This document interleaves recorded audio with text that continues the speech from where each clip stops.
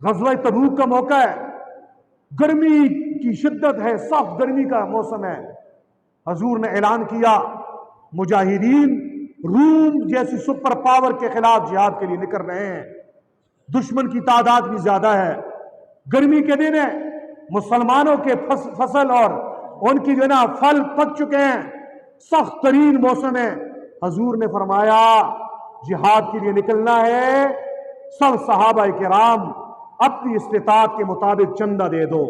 چنانچہ ابوبکر صدیق آئے، اپنے گھر کا سارا سامان لے کر محمد مصطفیٰ کے قدموں میں ڈال دیا۔ حضور نے پوچھا ابوبکر پیچھے کیا چھوڑ کے آئے ہو؟ ابوبکر نے کہا اللہ اور اللہ کے رسول کا نام چھوڑ کے آیا ہوں، اللہ اور اللہ کے رسول کا نام چھوڑ کے آیا ہوں۔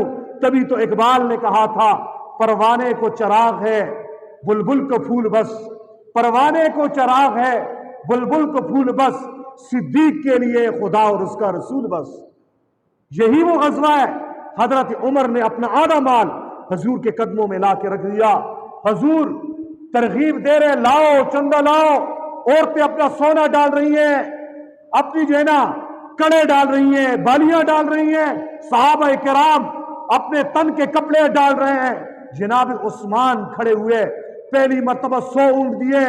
حضور دستور اعلان کر رہے ہیں مزید کو ہے کسی کے پاس لاؤ۔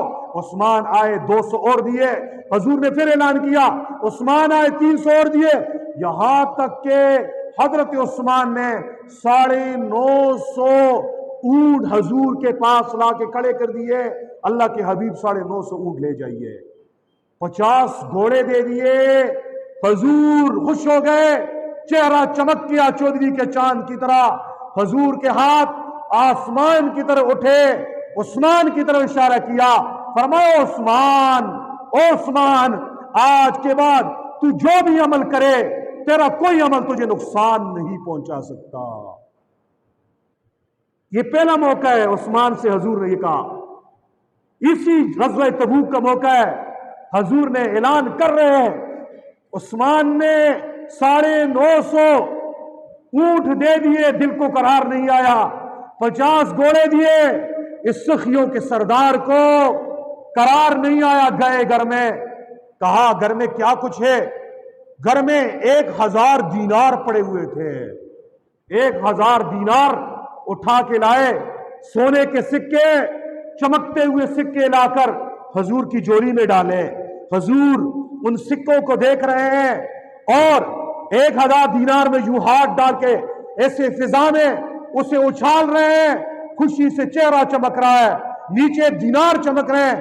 فرمایا عثمان سن، آج کے بعد تیرا کوئی عمل تجھے کوئی نقصان نہیں پہنچا سکتا۔